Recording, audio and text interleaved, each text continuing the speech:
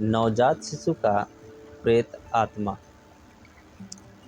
मेरा नाम भरत चावरा है।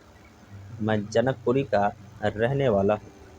मेरे पिता सुपारी और पान मसाला के रिटेल व्यापारी हैं। पढ़ाई पूरी करने के बाद अच्छी नौकरी नहीं मिलने तो मैंने दुकान पर बैठना शुरू कर दिया। वैसे तो मुझे मुंबई जाकर अपना कारोबार शुरू करने का मन था, लेकिन बाबूजी ने जबरन मेरी शादी करा दी।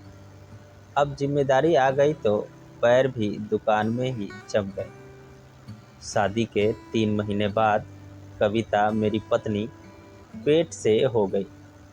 हम दोनों इतनी जल्दी बच्चा नहीं चाहते थे, इसीलिए दवाई से हमने बच्चा गिरा देने का मन बना लिया। इस बात को हमें घर के लोगों से छुपाना ही था, क्योंकि यह बात अगर उन्हें पता चलती तो वह हम दोनों को घर से ही निकाल देते।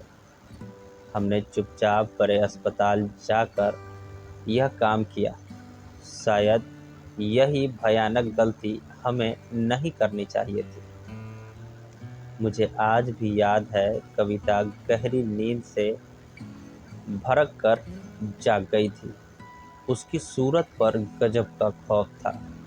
एक पल के लिए मुझे तो लगा कि उसकी सांस बैठ गई, लेकिन बुरी तरह हाँफते हुए जब उसने अपने पेट की ओर देखने को कहा तो मेरे रोंगटे खड़े हो गए।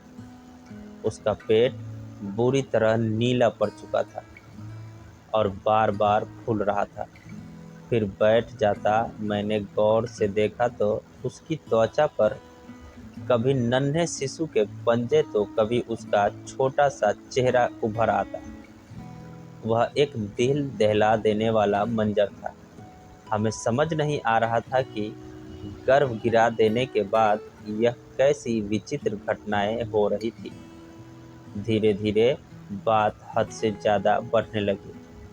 अब वह डरावना सिलसिला हर दूसरे दिन होने लगा। कविता की तबीयत दिन पर दिन खराब होती चली गई। उसका वजन भी बेहद गिर गया। यह सब देखकर मेरी माँ ने हम दोनों से क्लास ली। थोड़ी देर आनाकानी करने के बाद कविता ने रोते रोते सब सच बता दिया।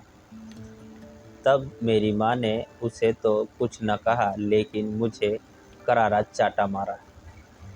माँ ने उसी वक्त हमारे गुरुदेव को फ़ोन किया। उन्होंने घर पर आकर साफ साफ बता दिया कि भ्रूण हत्या का घोर पाप चढ़ा है। आप ही संतान प्रेन योनि में, यानी है कई हजार वर्ष भटकने के बाद उसे मनुष्य के शरीर मिलने वाला था।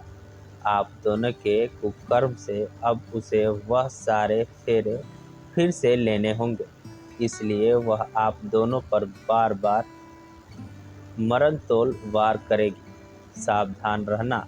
माँ ने उनसे इस समस्या का उपाय पूछा, लेकिन उन्होंने क्रोध प्रकट करते हुए बोल दिया, मैं अनजान बच्चों के हत्यारों की मदद नहीं करता। इतना बोलकर वह लौट गए। इस वाक़ये के करीब 1 हफ्ते बाद मेरी कविता बाथरूम में लहूलुहान पड़ी हुई मिली। मैंने उसे तुरंत अस्पताल में भर्ती कराया।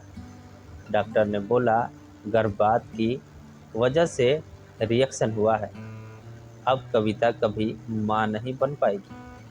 हम दोनों अंदर ही अंदर समझ रहे थे कि किस पाप का सज़ा मिल रही है। मेरी पत्नी उसके बाद करीब 1 साल तक बीमार ही रही, तो लेकिन उसके साथ उसकी मानसिक हालत की खराब होने लगी। मुझे कई बार रात में छोटे बच्चे की रोने की चीखने की आवाज़ सुनाई देती। नींद में अचानक ऐसा महसूस होता कि कोई बच्चा बार बार मेरे चेहरे को छूने की कोशिश कर रहा है। लेकिन एक दिन अचानक कविता के माता पिता उसे घर ले गए ताकि उसकी हालत में कुछ सुधार हो सके। उस रात अकेले में मुझे बेहद डरावने सपने आ रहे थे। थोड़ी देर हुई तो खून की उपकान आना शुरू हो गए। मैंने बिस्तर से उठकर देखा तो अंधेरे में मेरे सामने एक विकराल शिशु हवा में तैर रहा था। मैं वह सब देखकर बौखला गया। मैंने जोर की चीख लगाई और बेडरूम में से बाहर भागा। मैं पैर फिसला और मेरी सीढ़ी से नीचे गिर गया। अगले दिन मुझे होश आया तब डॉक्टर ने सॉरी बोलकर यह बताया कि आपके पेट के नीचे हिस्से में गहरी चोट लगी है। आप अब कभी पिता नहीं बन सकते हैं। हम दोनों पति पत्नी अब मौत के इंतजार में ही जी रहे थे। उस नवजात बच्चे के प्रेत का अगला वार कब होगा, इसी डर के साए पल फूल कर गुजार रहे थे। थैंक यू, शुक्रिया। अगर कहानी अच्छी लगी तो प्लीज़ चैनल को सब्सक्राइब करें।